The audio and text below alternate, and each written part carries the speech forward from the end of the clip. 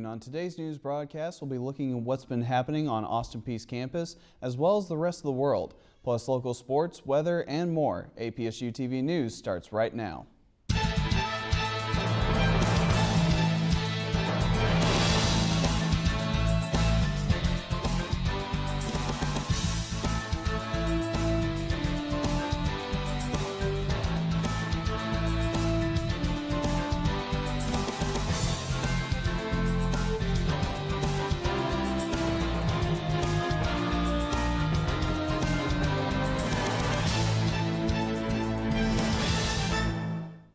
Good afternoon, I'm Ben Goodman. And I'm Lejeune.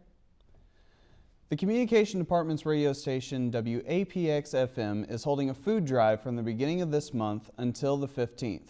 The food collected will be donated to the SOS Food Pantry on campus, as well as the Manna Cafe in Clarksville. Donation boxes can be found in the communication office, the library lobby, and the Morgan University Center by the information desk. For more information, visit facebook.com/WAPXFM919.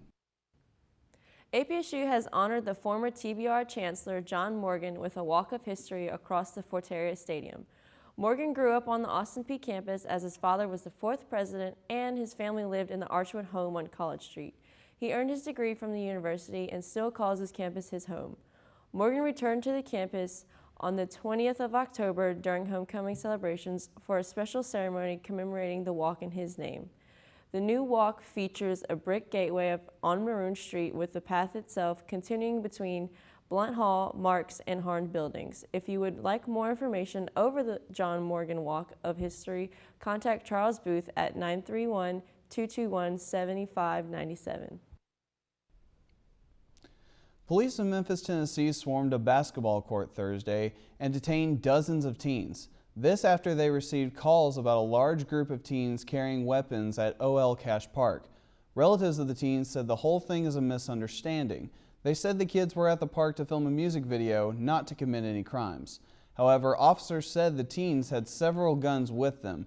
Police are still investigating, and at this time, no one has been arrested for any crime. Winter doesn't officially start for about a month and a half, but don't say that to the people in the northwest Montana. An early storm brought a bunch of snow to the area and more is on the way. The Montana Highway Patrol says there were more than a dozen slide-offs and crashes Wednesday. Officials remind residents to drive at an appropriate speed when roads are covered in snow. For more on the weather here, let's head over to Aaliyah Harris.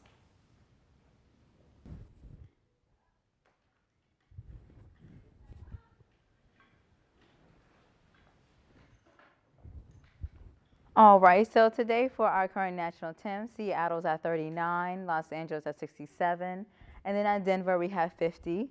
At Dallas with 68 degrees, while Chicago is at 47, and Atlanta at 75, and New York is at 71. And in today's highs is 75 in Memphis. It's getting a little bit chilly in Clarksville at 68, Nashville is 72, Chattanooga's at 74, and then Knoxville is at 71. And in today's lows, it's going to be a little cold tonight, a little chilly, so make sure you have a coat. So it's going to be 62 degrees in Memphis, and then also in Clarksville, it's going to be 58, 61 in Nashville, and then at 57 in Knoxville, Chattanooga's at 61. And the current temperature today is 67 degrees, of winds at north at 7 miles per hour. And then tonight's temperature will be 58 degrees. It looks like it's going to be some thunderstorms tonight. So be sure to be careful out there, and it's going to be winds at east at 5 miles per hour and precipitation at 50%. And then today for our 5-day forecast, on Friday it's going to be cloudy with a high of 68 and a low of 58. And Saturday it's going to be mostly showers in the morning time and with a high of 74 and a low of 65. It looks like it's going to be heating back up on Sunday with partly cloudy and a high of 76 and a low of 65. So be sure to go out there and enjoy that lovely weather. On Monday, it's going to be back to thunderstorms, and this high is going to be 70 and a low of 58. And looks like that the cold front's coming in from that thunderstorms and everything. So on Tuesday, it's going to be cloudy with a high of 63 and a low of 44. So still ahead, Mason Devers will have your political corner, and Brice tells us what's happening in the world of sports. APSU-TV News will be right back. The honors program at Austin Peay started. There was a group of professors who thought, what are we doing for our strongest students? And since then, the program has changed and grown with the university. And now we have over 300 students who are in the program. It's open to students of all majors. I wanted something that would set me apart from other pre-med students. So I thought the honor program would help me with that. It's pretty easy to make friends here because everyone here is focused on school because they're in the honors program, so they want to get something out of school. And it's just a nice place to come to study. In the classrooms, they will be asked to stand on their tiptoes, is what we say. But the classes are more interesting. They move along a little faster. It's a place where those students can congregate to study, so I think students are better prepared for careers and for life in general through that academic curriculum.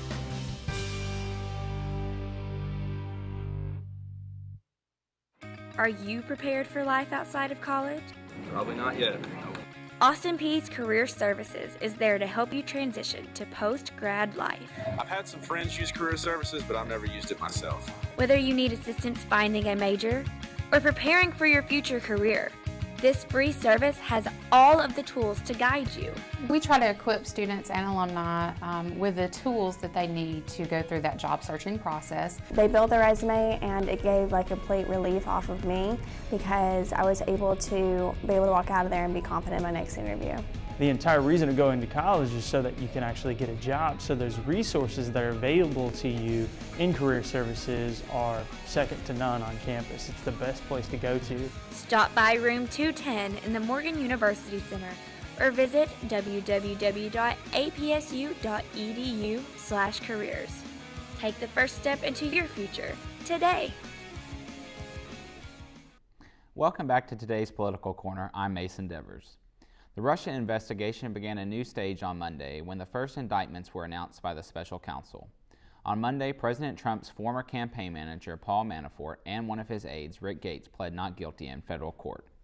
The charges from the indictment include money laundering and conspiracy against the U.S. However, the indictment makes no mention of President Trump, collusion, or the campaign. The indictments are leaving many to wonder what are Special Counsel Bob Mueller's next steps in the investigation. Following the deadly terror attack on Tuesday that left 8 dead and more than a dozen injured, President Trump ordered the Department of Homeland Security to step up the nation's extreme vetting program. He tweeted, "I have just ordered Homeland Security to step up our already extreme vetting program. Being politically correct is fine, but not for this." The deadliest attack in New York City since 9/11, Sayfullo Saipov was shot by police and taken into custody after plowing into a bike path. The incident is being jointly investigated as terrorism by the New York Police Department and the FBI. Finally, President Donald Trump is scheduled to visit Hawaii this next week as part of a trip that will take him to 5 Asian countries: Japan, South Korea, China, Vietnam, and the Philippines. Quote, "The president's trip will focus on 3 goals," National Security Advisor H.R. McMaster told reporters Thursday. First, strengthening international resolve to denuclearize North Korea. Second, promote a free and open Indo-Pacific region. Third, advance American prosperity through fair and reciprocal trade and economic practices, end quote. However, President Trump will not make a visit to the demilitarized zone during his trip.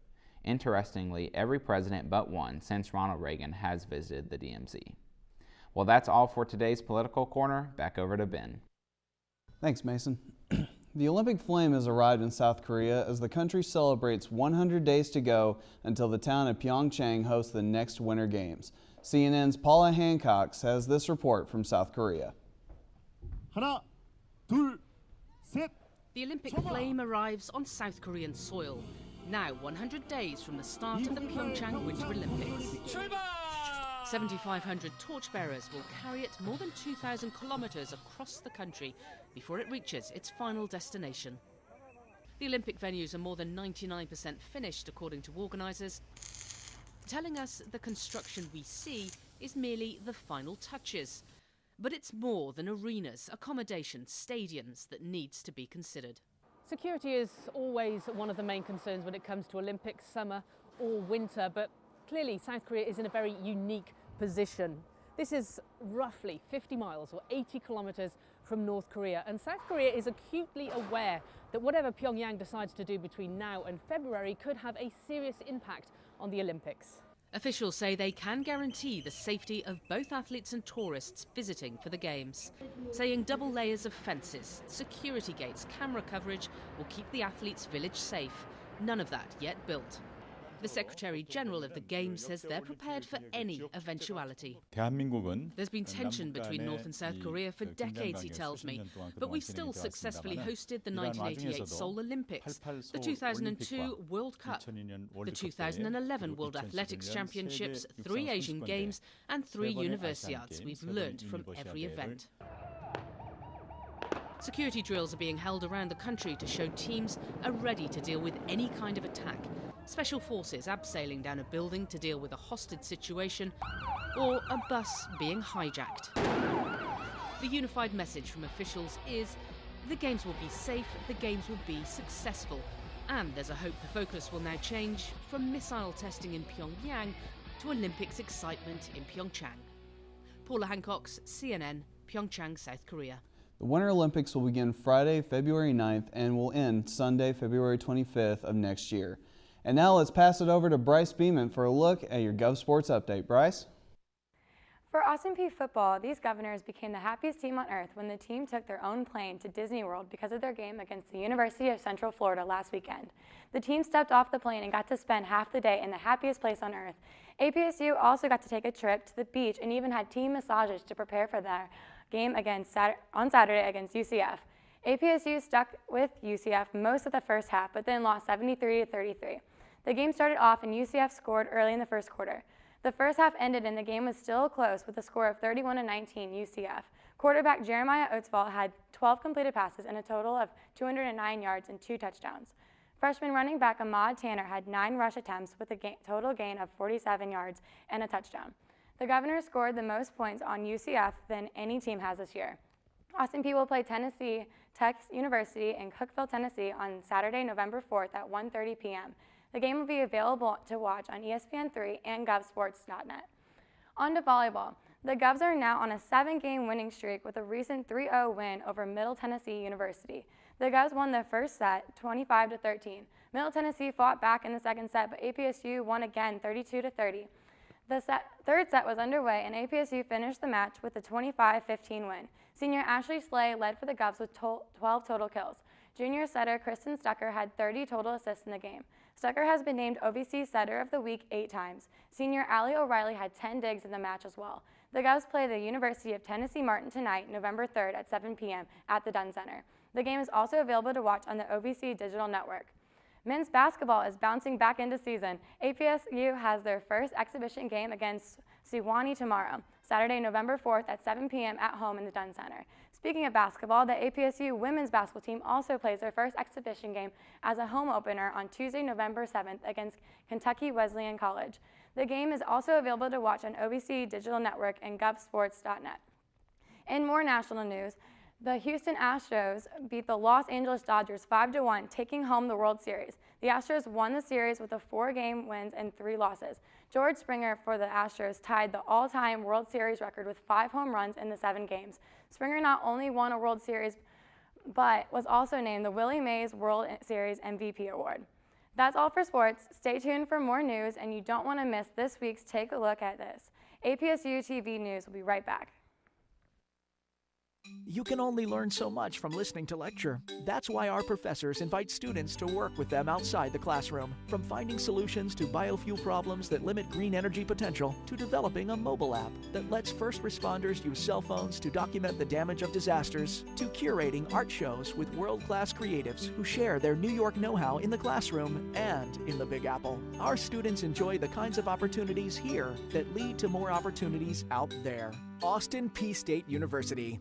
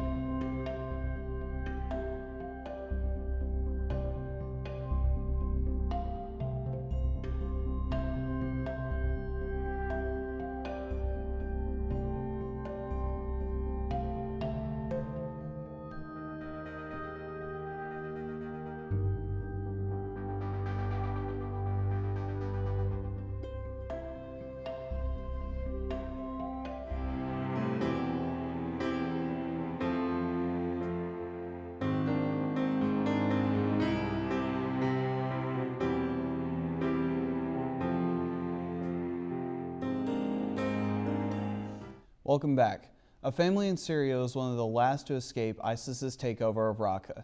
They are an example of the daily horrors humans are having to go through in the ongoing struggle in Syria.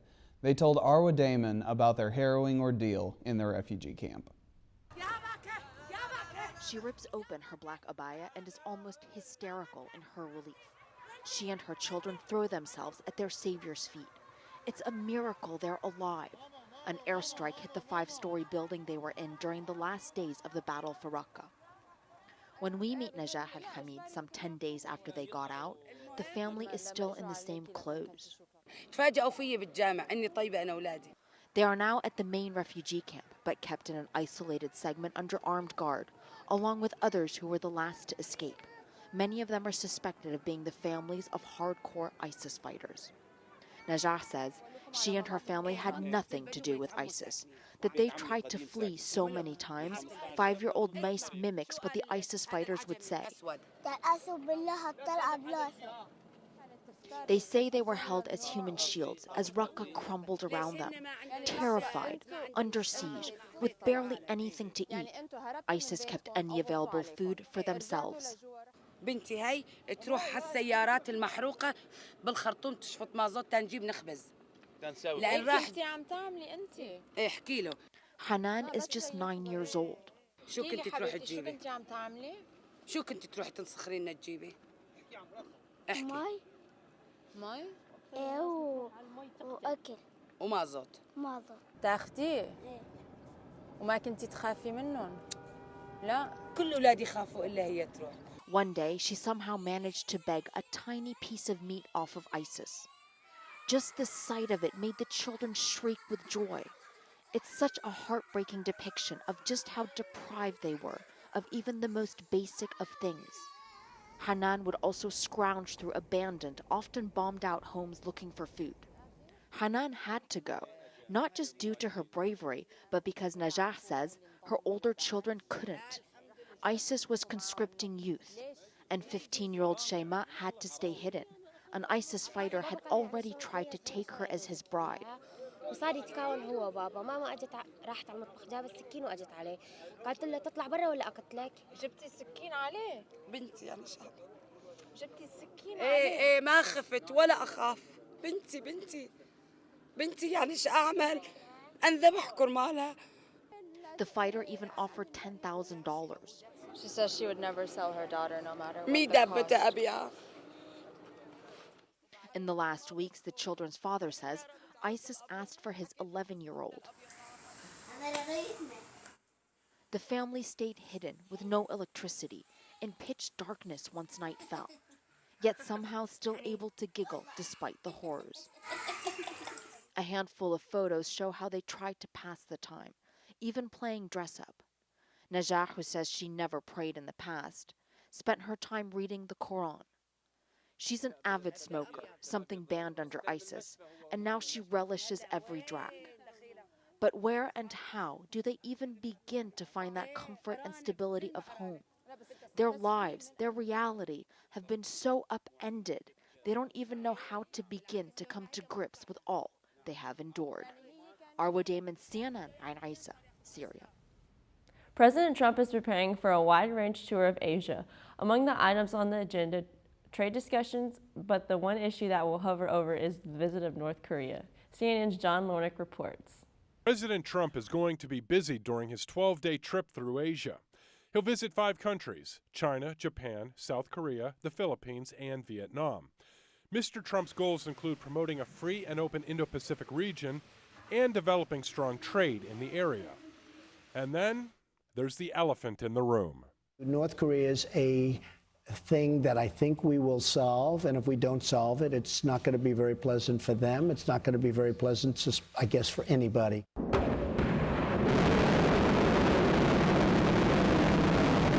Although the president isn't visiting North Korea, it's an unavoidable issue. President Trump will reiterate the plain fact that North Korea threatens not just our allies South Korea and Japan and the United States. North Korea is a threat to the entire world. U.S. officials believe it's possible during 2018 North Korea could put a miniature nuclear warhead on top of a long-range missile which could hit the U.S.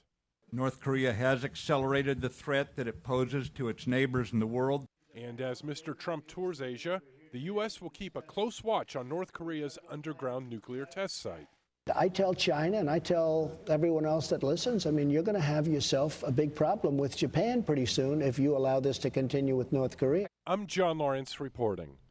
On today's Health Minute, listen to what your mom told you. Eat your fruit and veggies. But according to a new study, what's on those fruit and veggies could prevent you from becoming a mom. CNN's Mary Maloney explains in today's Health Minute.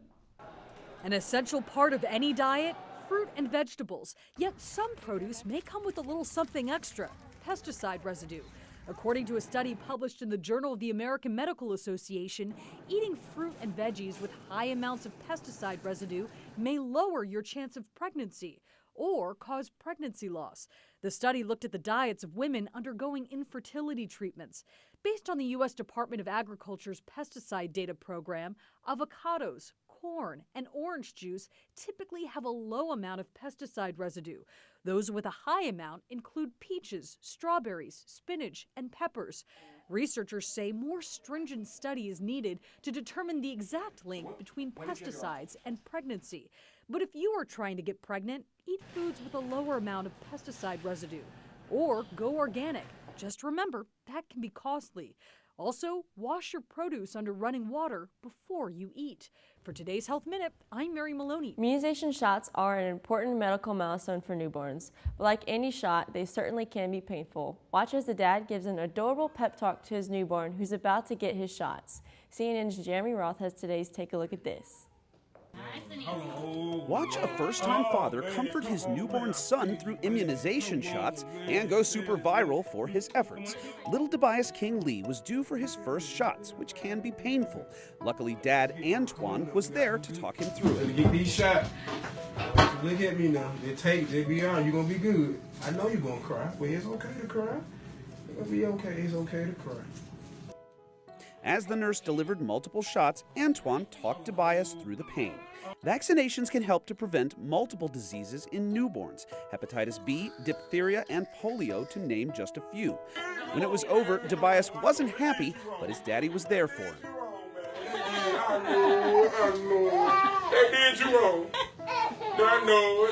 Within moments in Antoine's embrace, Tobias stopped crying.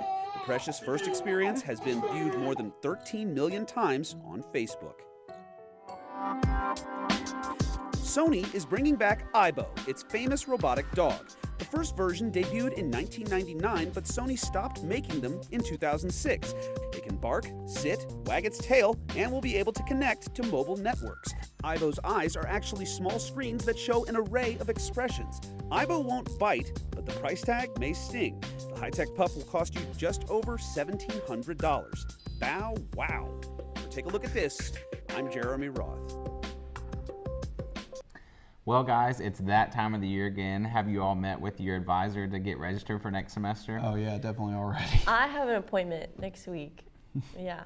Hey? Yeah. The first registration date is November 8th, so make sure you see your advisor before then. Well, make sure you get advised, but also something very special around us in this department. Today is our producer Amber Kent's 22nd birthday, so we want to wish her just such a good job on everything she's done, and when she graduates in December, she'll be taking a new job in Johnson City as a news director over there, and I'm just wishing her good luck, and it's going to be sad whenever she's gone. She's moving in the big world, making us proud. It's insane. We wish her the best of luck, though. Absolutely. And that's all the time we have for today. Be sure to join us in the interaction by liking us on Facebook at facebook.com/APSU-TV. Thanks for watching another edition of your Govs News Weekend Update. And as always, let's go Peay.